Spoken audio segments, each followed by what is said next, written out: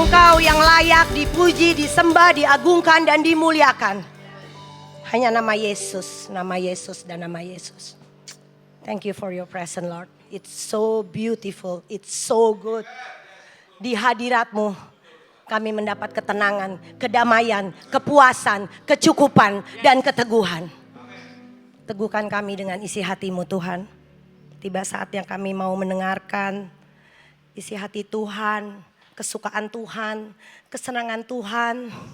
Sehingga benar-benar Tuhan, hidup kami hanyalah mau menyenangkan Engkau. Berbicara untuk kami semua di tempat ini. Khusus untuk hamba-Mu juga, terima kasih Tuhan for all the revelation. Biar Engkau yang berbicara. Benar-benar Tuhan, aku hanya alat. Benar-benar kemana, ke kanan, ke kiri, apapun kosongkan hamba-Mu Tuhan. Kosongkan biar Engkau sendiri Roh Kudus yang mengalir di tempat ini.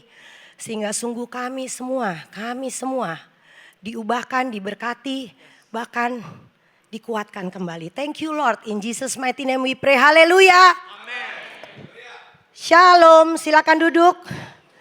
Kenisa, ada sukacita? Luar biasa ya. True Christian, saya penutup nih kayaknya. Saya mau tutup dengan sobat. Sobat, semua ketawa nih yang tahu sobat ya. Karena kita sebulan lebih kali kita nyanyi lagu ini terus. Sobat, sobat, sobat bro, sobat bro. Kemarin terakhir langsung, bro, sobat dalam bentuk reggae ya. Waduh susah banget. Minta sobat dalam bentuk reggae lagi. Jadi ini pewahyuan saya, isi hati saya. Waktu dibilang mengenai true Christian, kira-kira mungkin akhir Februari ya. Tiba-tiba saya diingatkan lagi kepada hubungan yang sangat intim adalah sahabat. Jadi dalam bulan itu saya berjalan terus Tuhan kayak ingetin lagi gitu bahwa sahabat gak? Sahabat gak gitu. Jadi banyak banget kita tuh bilang bahwa saya percaya banget ya kalau kita sebagai true Christian kita akan menjadi benar-benar the true Christian yang sepadan. Apabila kita sangat mempunyai hubungan yang intim dengan Yesus. Apakah hubungan itu adalah hubungan sahabat? Dalam ya kalau mau ngomongin sahabat ya. Jadi karena ini mau Paskah, kemarin saya baca lagi Yohanes ya. Kalau kita lihat orang yang percaya, yang mengikut Yesus, boleh dilihat nanti dalam movie-nya. Yang ada di bioskop atau yang ada The Chosen ya. Itu mengenai Last Supper, tapi dia kasih tahu dulu peristiwa-peristiwa bagaimana Yesus melayani. Menarik bagi saya. Karena banyak banget. Itu tuh kayak wow, ternyata Yesus tuh kayak gitu pengikutnya banyaknya minta ampun. Terus saking bener-bener kayak apa ya, everybody really want him gitu. Kalau dia lewat tuh tas-tas gitu loh. Bro gitu. Iya kan? Jadi saya mengilustrasikan waktu itu tuh Yesus sangat gaul. Gaul banget. Begitu dia berhenti semua banyak yang ikut. Tapi yang menarik bagi saya, pengikutnya begitu banyak. Tetapi at the end pada saat Last Supper, yang dikatakan sahabat hanya 11. Saya keluarkan Yudas ya. Iya kan? Hanya 11 kan? Di Yohanes 15. Nah, yang menarik waktu saya baca Yohanes 2, awal dulu ya. Ini waktu tiba saatnya Tuhan Yesus dalam pelayanan, udah mau di Paskah ya. Tiba-tiba kejadian ini adalah waktu Yesus menyucikan bait Allah. Ya. Jadi waktu Yesus menyucikan bait Allah, firman-Nya itu di Yohanes 2 ayat 23 sampai 25. Kita baca ya. Yohanes 2 ayat 23 sampai 25. Dan sementara ia di Yerusalem, selama hari raya Paskah, banyak orang percaya dalam namanya. Katakan banyak. karena mereka telah melihat tanda-tanda yang diadakannya. Tetapi Yesus sendiri tidak mempercayakan dirinya kepada mereka karena ia mengenal mereka semua. Dan karena tidak perlu seorang pun memberi kesaksian kepadanya tentang manusia, sebab ia tahu apa yang ada di dalam hati manusia. Kalau saya mau berikan konklusi keadaan ini waktu Yesus habis marah-marah tuh di bait Allah kan. Dibongkar semua karena berdagang. Tapi setelah itu masih banyak yang ikut, masih banyak yang percaya. Bukan berarti habis itu berkurang loh. Tetapi yang menarik itu adalah dikatakan di sini bahwa Yesus itu tidak mempercayakan dirinya kepada mereka. Karena He knows their heart. Hati lagi ya. Di ayat terakhirnya, sebab ia tahu apa yang ada di dalam hati manusia. Itu di ayat 25 bro. Boleh? Di dalam hati manusia. Jadi barulah setelah itu ya. Ini yang saya mau ingatkan. Jadi Yesus know semua nih yang percaya banyak. Tapi dia tahu kedalaman hatinya. Mungkin ia percaya, wow mukjizat. Mungkin waktu Yesus memberitakan firman, yes. Begitu berseru-seru nama Yesus. Tetapi at the end, dia juga mengatakan salibkan dia. Pasti banyak, betul gak? Sama seperti kita, we believe. Kita percaya, kita suka mukjizat. Tetapi waktu tekanan itu datang, waktu mungkin kita kan maksudnya gini, ilustrasi waktu Yesus itu disalibkan kan kita takut banget loh ngaku itu Yesus. Terus ikut-ikut rame gitu, salibkan dia. Itu pasti banyak crowd yang di Yohanes 2. Pasti. Seneng banget dengernya, tapi waktu ada tekanan, waktu ada pilihan, waktu digoncang sama dengan dunia ini. Waktu nilai-nilai dunia sudah mulai menjanjikan, orang yang percaya menyalibkan. Oleh sebab itu dikatakan karena ia mengenal hatinya, hati mereka. Jadi it's again confirmation is true Christian, God see our heart. Konfirmasi ya. All the brother yang sharing is all about heart, is all about Tuhan itu gak ada yang tersembunyi. Baru kita masuk ke Yohanes 15 nih. Disinilah dia akan katakan sobat. Ya gak? Yohanes 15 ayat ke-14. Kamu adalah sahabatku jikalau kamu berbuat apa yang kuperintahkan kepadamu. Ini kejadiannya jauh ya.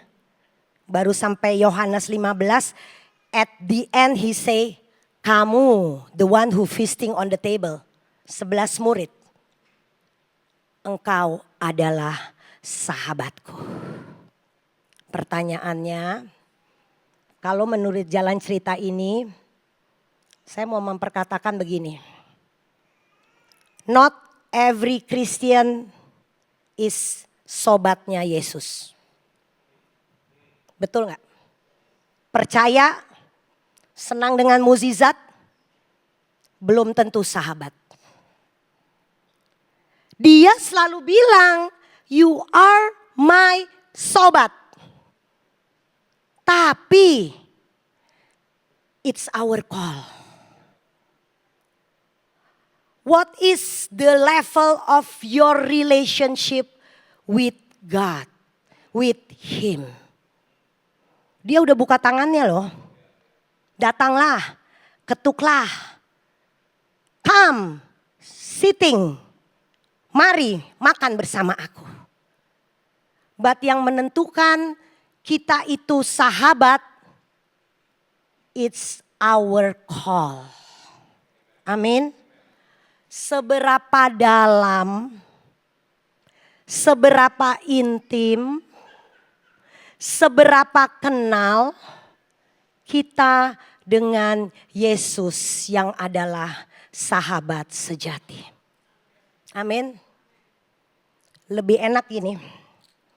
Jadi saya mau mengilustrasikan, di sini pasti semua punya sahabat. Sahabat, saya mau mengatakan gini ya pada pagi hari ini. Sahabat itu belum tentu orang. Sahabatmu bisa pekerjaanmu, bisa uangmu, bisa posisimu, whatever that you really like. Setuju? Itu sahabat.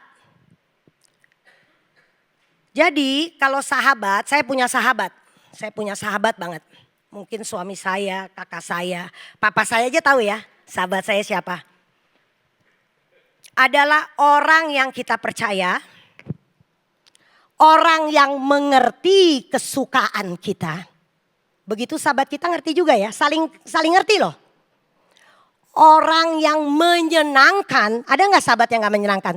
Abis itu jadi bekas sahabat. Iya benar, pernah juga, saya juga alamin kok.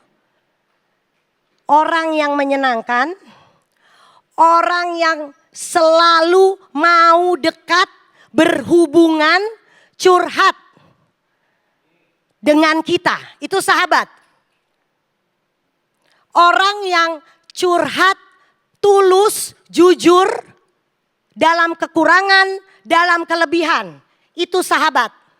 Saya sering banget sama sahabat saya kalau lagi mau ngomongin kekurangan, jujur li nih ya, jujur li.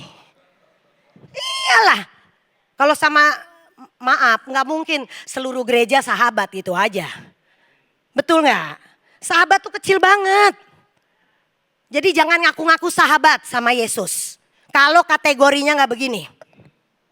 Iya kan? Sobat curcol gitu kata orang Manado. Ada sepupu saya tuh orang Manado, Tondano, Ita dan keluarga. Saya belajar dari dia. Nenek. Sobat curcol ngana? Curhat colong. Sering gak kita curcol sama Yesus? Atau you curcol dengan hal-hal lain? Ini definisi sahabat. Sangat intim. Biarlah kita ngingat lagi sekarang. Aku nih sahabatnya Yesus gak sih? Segitu seneng curcol. Atau malah kalau lagi gak bener-bener kabur. Jauh-jauh. Yuk biarlah pada pagi hari ini kita ambil langkah. Ambil langkah ya. Gak apa-apa belum juga, saya juga masih dalam perjalanan. Hanya Yesus sahabat sejati dan setia kita. Mengapa hanya Yesus? Ada 3 hal yang perlu kita ingatkan. Siapakah sahabat yang paling keren itu? Yesus namanya. Hal yang pertama, dia adalah sahabat yang menyukai ketaatan. Jadi 3 ini mesti di checklist. Nanti terakhir renungin aja sendiri, gak apa-apa. Gak apa-apa juga kalau belum nyampe, we are in the process guys. Saya juga belum juga. Dia adalah sahabat yang menyukai ketaatan. Kenapa? Jadi ayatnya saya hanya mau pegang di ayat 15 sama di Mazmur 25 ya. Nanti bolak-balik aja. Ayat 15 kita baca dulu ya. Ayat 15, Yohanes 15 ayat 13 sampai 15. Dia menyukai ketaatan. Tidak ada kasih yang lebih besar daripada kasih seorang yang memberikan nyawanya untuk sahabat-sahabatnya. Kamu adalah sahabatku jikalau kamu berbuat apa yang kuperintahkan kepadamu. Ini kerennya our sobat Yesus Bapak Ibu. Waktu dia bilang kita ini mesti taat. Dia sudah taat terlebih dahulu. Jadi dia gak ngomong-ngomong kosong. Karena dia bilang bahwa with the love Dia memberikan nyawanya. Dia mau taat kepada Bapa untuk memberikan dirinya agar kemuliaan itu turun, agar kita ditebus, agar kita dibebaskan, agar kita benar-benar dimenangkan. Kalau boleh cawan ini berlalu, tetapi kehendak-Mu lah yang terjadi, Bapak.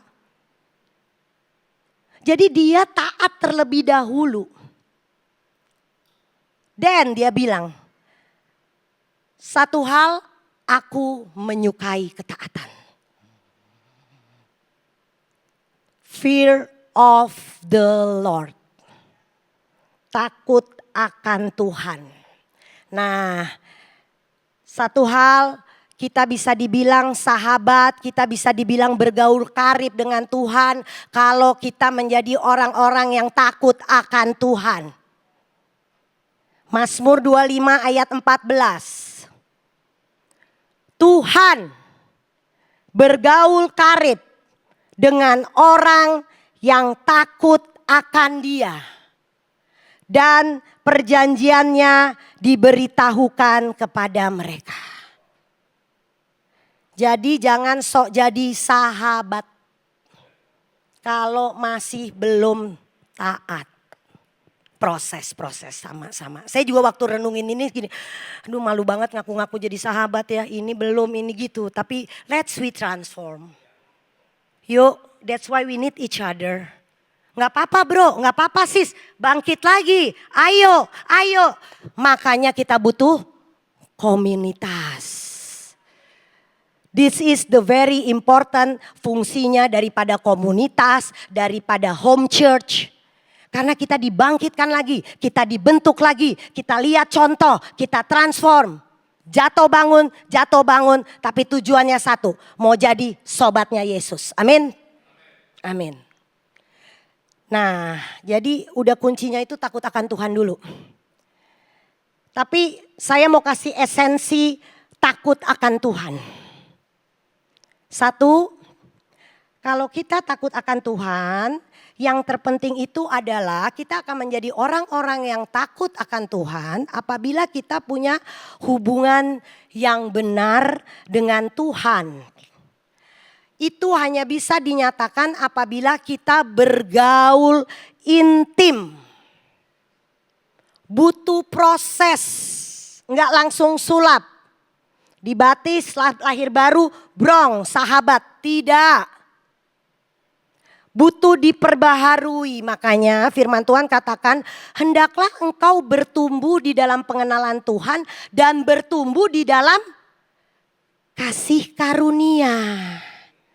Jadi pada akhirnya yang terpenting dari menjalin persahabatan ini bukan masalah ritual, bukan masalah agamawi, tetapi it's about relationship dan kesukaan. Itu dulu. Kalau kita takut akan Tuhan itu masalah dosa enggak dosa, boleh enggak boleh, tomat. Betul? Ada satu quotation daripada Catholic ya, Saint Francis de Sales. Saya senang banget ini mengenai takut akan Tuhan ya. We must fear God because of love. Not love Him out of fear. Jadi takut akan Tuhan itu dasarnya dengan kasih dulu. Karena benar di Yohanes 15 ayat 13 yang dikatakan tidak ada kasih yang lebih besar. Waktu Yesus mau taat, itu semua dasarnya karena kasih. Because he loved the Father so much. Sekalipun secara daging dia ketakutan. Serem dia. Jadi biarlah ini dulu. Bahwa karena kasih, karena Tuhan mengasihi kita terlebih dahulu, karena kita menikmati kasih-Nya, because we are enjoying the grace of God, baru muncul ketaatan. Iya kan? Jadi We fear God because of love. Nah, baru kalau kita benar-benar dasarnya itu the love of God, apa reaksi yang terjadi? We enjoying the grace of God, we enjoying the love of God, apa? Kita mau mendekat sama Dia. Enjoying God so much Bapak Ibu, jangan melihat itu sebagai agamawi, agak ritual-ritual. Jadi ini dulu bahwa we enjoy the grace of God, makanya aku mau mendekat kepada Engkau. Ingat gak waktu Adam dan Hawa jatuh dalam dosa? Iya kan? Waktu dia berdosa, Tuhan itu cuma memanggil mereka, di mana engkau? Terus mereka ngapain? Mereka takut dan bersembunyi. Nah, ini jenis-jenis takut nih. Bukan begini. No. The fear of the Lord, satu kuncinya itu adalah haus dan lapar untuk dekat dengan Dia. Harus itu dulu. Karena kita menyadari bahwa Dia yang besar, Dia yang agung, Dia yang panjang sabar, Dia yang mulia, Dia segala-galanya. Dan timbul ketergantungan kita sama Dia. Timbul keberserahan kita sama Dia. Timbul kesukaan. Yuk, ganti-ganti. Bukan mengenai do and don'ts lagi. Are we enjoying God so much? Dan baru kau ku sembah. I'm in awe. Aku dalam kekaguman. Aku dalam keberserahan. Aku dalam kepercayaan. That's why aku mau mendekat dan melekat kepada Engkau. Nah, akhirnya buahnya. Apa buahnya? Karena sikap hatinya udah bener ya. Iya kan? Enjoying dulu the love of God. Enjoying dulu the grace of God. Ini yang terus perlu digali, keintiman ini. Bukan enjoy berkat-berkatnya, mengenai berhasil, gak berhasil, sukses, gak sukses, no. Begitu ini digali, buahnya itu, kita akan menjadi orang-orang yang we love what He love. Apa yang penting buat Dia, itu penting buat kita. Apa yang Dia sukain, itu menjadi suka buat kita. Itu dulu, dan ketaatan itu baru benar dasarnya. Jadi bukan taat itu karena takut dosa. Because kita mau dekat. Jadi kembali lagi saya selalu ingatkan, whatever your brokenness now, mungkin kita lagi jatuh, mungkin kita lagi jauh. Yuk, jangan bersembunyi Bapak Ibu. Kembali, jangan bersembunyi. Karena kita butuh Dia kok. Kita butuh Dia. That's about sahabat satu ya, dasarin dulu love ya. Jangan sembunyi, dekat. Close by, always, near. Draw near close to Him, He will draw near close to you. Sahabat itu menyenangkan hati sahabat ya. Makanya firman Tuhan katakan bahwa takut akan Tuhan itu adalah His treasure. Harta yang terindah buat Yesus. Senang kan kalau Tuhan tiba-tiba, wow. Ternyata ibu pingkan ini melakukan hal yang benar-benar luar biasa ketaatannya. Treasure. Aduh enak banget. Iya kan? Treasure. Itu ada di ayatnya Yesaya 33 ayat 6. Tapi saya paling suka sebenarnya di bahasa Inggrisnya. Karena di bahasa Inggrisnya itu di akhirnya dia bilang, takut akan Tuhan adalah harta kan. Tapi kalau bahasa Inggrisnya, fear of the Lord is His treasure. Takut akan Tuhan is His delight. Sahabat menyenangkan kan? Benar kan? Katanya kita mau jadi sahabat Yesus. Kita menyenangkan Yesus nggak? Yesaya 11 ayat 3. Ya, ini di atasnya dia kasih tahu roh Allah dulu. Baru setelah roh Allah ayat 2, ayat 3-nya baru. Ya, kesenangannya ialah takut akan Tuhan. Bahasa Inggrisnya, His delight in the fear of the Lord. God love so much. Jadi ini benar-benar kenapa kita harus takut akan Tuhan kalau kita mau dikatakan adalah sahabat. Karena kita mau menyenangkan dia. Amin. Begitu kita menyenangkan dia, menyenangkannya bukan do and don'ts. Kita menyenangkannya karena kita mau menikmati hubungan. Benar gak? Begitu juga dengan how we connect. Kalau dikatakan sahabat, kita sering banget gak sih every day get the communication with him. Apa kita cuman sekedar, nah kembali lagi ya ritual ya. Apakah it's only your devotional karena do and don'ts harus tidak harus. Bacurcol tuh enak banget sama Tuhan Yesus.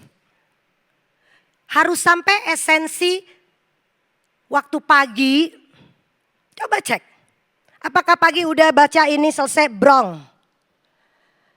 Waktu pagi you really know that there always a message. Because aku mau bergaul intim. Ini sahabat, saya sama sahabat saya sering banget telepon ngomong, waduh. Iya kan? Saya yakin kok. Tapi kalau cuman sama sahabat pagi-pagi aja karena bangun tidur berdoa. Terus habis itu baca Alkitab. And then the rest of the day selesai sampai doa tidur. Apa itu sahabat? Di mobil kita ngomong. God gini ini ada bisnis. Sebelum meeting kembali lagi curcol sama sahabat. Ini ada satu my curcol with sahabat ya sama Yesus. Ini enak banget. Di suatu hari saya tuh kayak banyak banget gitu ya. Terus akhirnya Tuhan tuh cuma bilang gini loh. But this is so good gitu. That's why I enjoy it kan. Apa sih yang kau takuti? Selesai gak selesai? Pulih gak pulih? Sehat gak sehat? Dapat gak dapat gitu kan? You don't have to worry about that. It is all about me. Dia bilang gitu. Wow. This is about intimasi gitu. Bukan sekedar ritual. Saya mau membawa lagi gitu jemaat. Aduh enak banget sebenarnya. Yo enjoying the grace of God. Enjoying the intimacy. It's not about ritual. Karena akhirnya waktu kita nikmati itu, waktu saya dapat jawaban itu, tiba-tiba saya dapat ayatnya loh. Ayatnya itu ada di Kolose 3 ayat 10 sampai 11. To make a story short, di ayat 11-nya aja. Bahwa ini ngomongin mengenai pembaharuan akal budi. Ternyata pembaharuan akal budi itu saat kita melihat bahwa Kristus adalah semua. Dan dia di dalam segala sesuatu. Bahasa Inggrisnya adalah Christ is all, Christ in all. Enak ya? Jadi apa yang kau takutkan? Aku ada di masalahmu, aku ada di kekuranganmu, aku ada di kelebihanmu, aku ada di dalam musimmu. Dan aku adalah masalahmu. Wow. Ini artinya hubungan dengan sahabat gitu. Terus kita dapat keteguhan, kita dapat kekuatan, then we transform. Harus ada transformasi. Kalau dibilang sahabat Yesus, kalau sampai sekarang udah lahir baru berbelas-belas tahun, tapi tidak ada pembaharuan, berarti ngaku sahabat Bapak Ibu. Benar gak? Hal yang kedua, sahabat, dia memberitahukan rahasia kehendaknya. Bahkan di firman Tuhan Yohanes 15 ayat 15 dikatakan bahwa segala sesuatu yang diberitahukan dari Bapaknya dia kasih tahu ke kita. Wow. Iya kan? Bahkan di Mazmur 25 ayat 12 dia bilang dia pun akan memberikan jalan yang dipilih. Dia akan memberikan perjanjian. Mazmur 25 ayat 12 sama 14 tuh. Saya wrap up aja biar cepet. Jadi dia pasti beritahukan sesuatu. Karena hari-hari gini satu hal jawaban dari semua apapun pergumulan Bapak Ibu pada saat ini. Baik itu kesehatan, baik itu ekonomi, baik itu hubungan. Cuman satu kuncinya. Mengenal kehendak Tuhan. Dan ini hanya didapatkan kalau kita bersahabat dengan Yesus. Dia memberitahukan Bapak Ibu. Kita gak dengar-dengar dari yang lain. Karena benar-benar dia akan memberitahukan kalau dibilang itu kita nih semua adalah orang-orang yang terpilih. Kita dikuduskan di dalam Kristus ya. Efesus 1 dikasih tahu di dalam Kristus itu kita dipilih, kita diutus, kita ditebus. Ada hal lain lagi, kita dinyatakan rahasia kehendak Tuhan sesuai kerelaannya. Efesus 1 ayat 9. Jadi dia tuh mau kasih tahu rahasia. Dan rahasia ini adalah jawaban untuk semua perjalanan kehidupan kita Bapak Ibu. Waktu dikasih tahu rahasia kita nurut. Kita jalan. Makanya Mazmur itu selalu katakan bahwa dengan nasihatmu aku dituntun. Apakah kita menjadi sahabat-sahabat yang seperti itu? Waktu Tuhan mulai bukakan, then we change.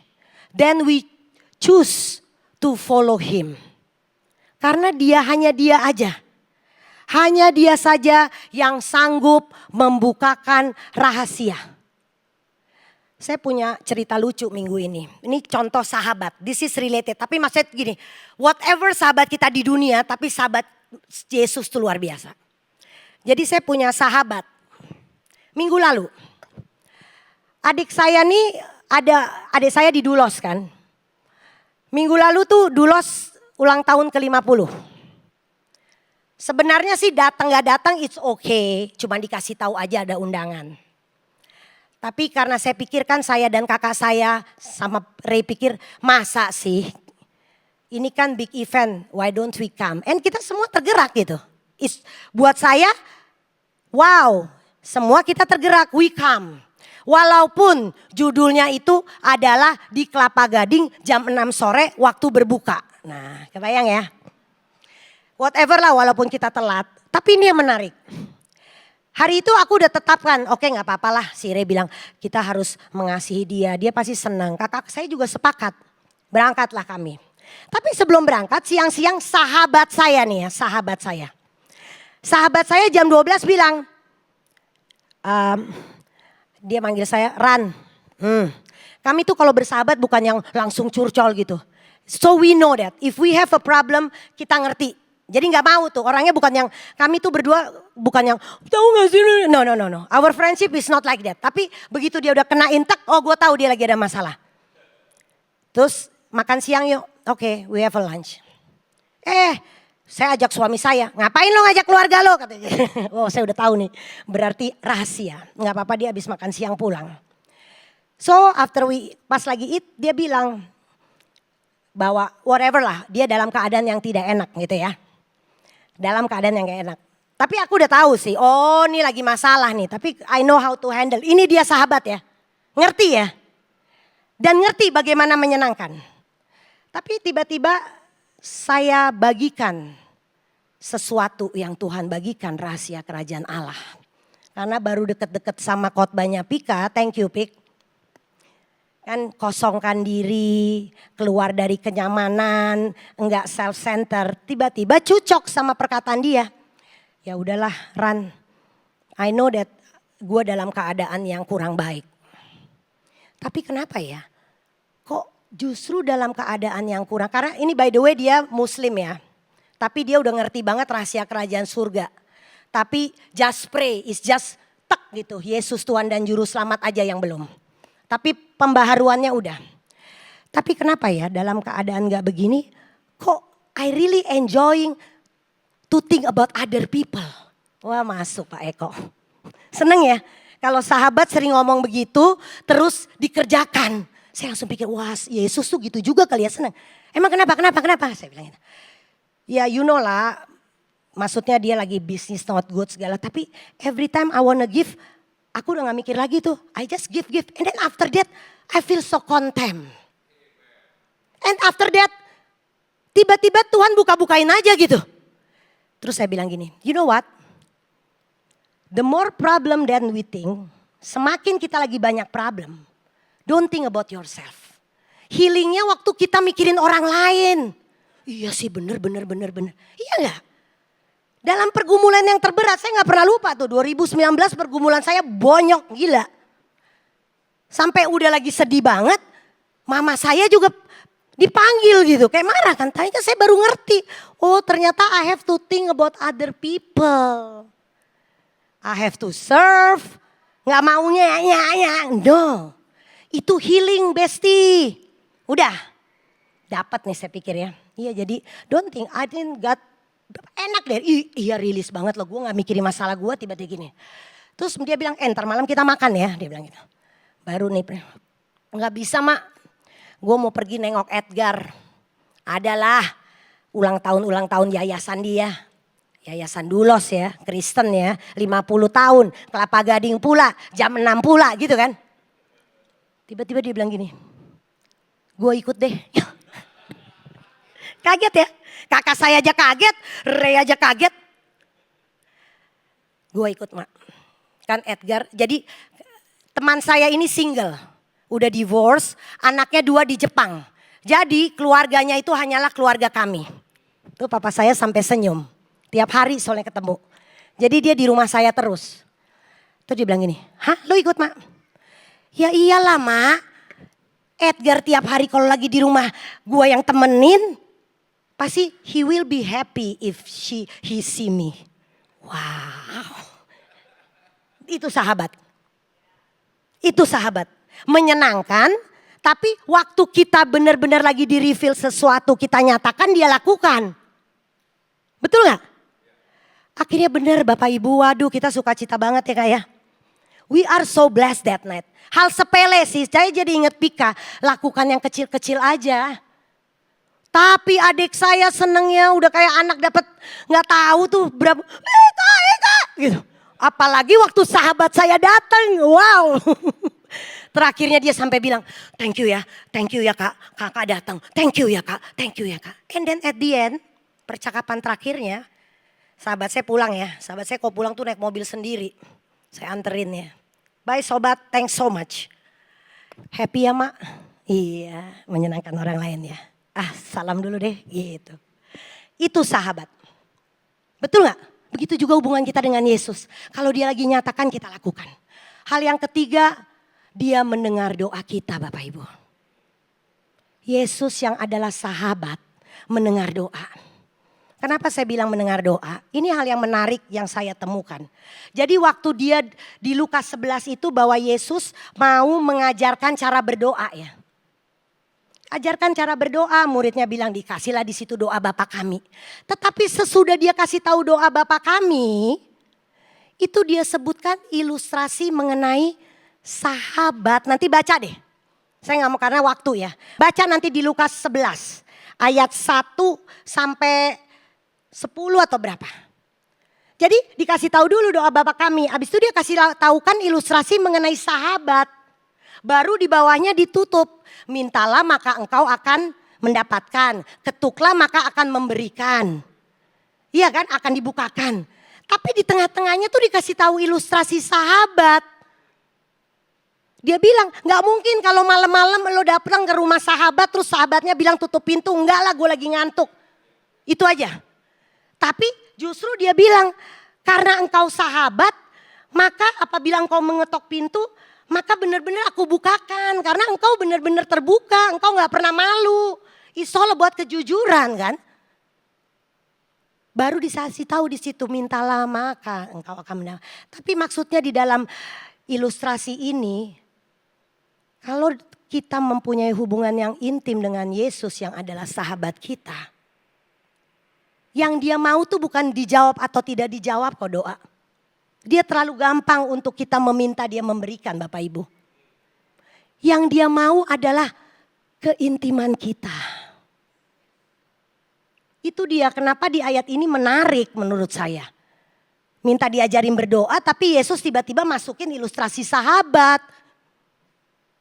Jadi dia mau kasih tahu bahwa kalau engkau sahabatku, aku pasti menjawab sesuai dengan janjiku. Sama seperti Abraham.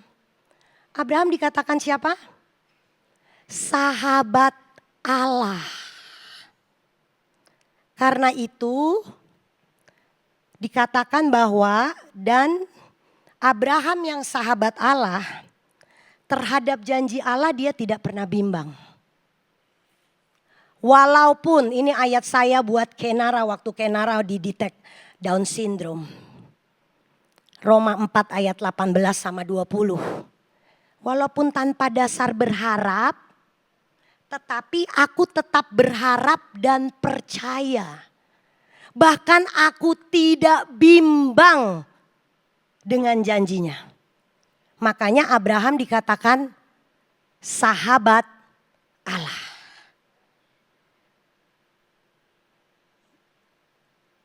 Kita tidak pernah bimbang dengan apapun masalah kita. Saat kita benar-benar tahu bahwa sahabat kita saat kita menjalin persahabatan yang benar dengan Yesus yang adalah sahabat. Biarlah waktu saya mengakhiri tema True Christian ini, yuk kita tilik lagi hati kita tilik lagi hubungan kita karena true Christian hanya bisa didapat saat kita punya hubungan yang benar dengan Tuhan. Siapakah sahabat kita pada saat ini Bapak Ibu? Apakah kita bersahabat dengan dunia? Apakah nilai-nilai dunia yang begitu intim dengan kita pada saat ini? Atau hal-hal dunia, mungkin kepopuleritasan, materi, itu yang begitu melekat pada kita saat ini. Apakah itu yang sangat kita sukai untuk kita bergaul, untuk kita cek-cek lagi. Ataukah hanya Yesus, sahabat kita sejati. Yesus menunggu kita semua Bapak Ibu. Makanya dia katakan, engkau adalah sahabatku. True Christian is about dia adalah sahabat kita. Dia adalah sahabat yang menyukai ketaatan. Dia adalah sahabat yang membukakan rahasia kehendaknya. Dia adalah sahabat yang tidak pernah gagal di dalam janji-janjinya. Jadikan Yesus sahabat kita. Christ is all, Christ in all. Tuhan Yesus memberkati. Thank you Lord. Terima kasih Tuhan, kami mau benar-benar mengambil keputusan pada pagi hari ini kembali Tuhan. Yesus, Engkaulah sahabat sejati kami semua Tuhan. Kami bersyukur kalau Engkau memilih kami semua Tuhan. And the call is on us Lord. Buat kami semua Tuhan, buat jemaat ini Tuhan, haus dan lapar akan Engkau. Buat jemaat ini untuk suka banget berhubungan, berintimasi, jujur, tulus, tidak ada yang tersembunyi di hadapan-Mu Tuhan. Karena Engkaulah sahabat kami Tuhan. Tolong Tuhan, biar hubungan ini menjadi kenikmatan dan kesukaan untuk kami semua Tuhan. Hamba berdoa untuk kami semua juga untuk hamba Tuhan. Benar-benar Tuhan, bahwa pengenalan Tuhan yang benar adalah kehidupan yang kekal. Bukakan lagi Tuhan, bukakan lagi cara kami mengenal, cara kami mempunyai hubungan. Sehingga benar Tuhan, kami akan menjadi orang-orang yang menikmati. Hanya Engkaulah sahabat yang sejati, yang memberikan dirimu untuk kami semua. Sehingga benar kami bersyukur kalau kami ditebus, kalau kami dibayar lunas, bahkan kami sudah dimenangkan. Thank you Lord. Terima kasih untuk firman-Mu. Biar terus kami menjadi orang-orang yang mendengar dan memelihara firman. In Jesus mighty name we pray. Haleluya. Amin. Tuhan Yesus memberkati.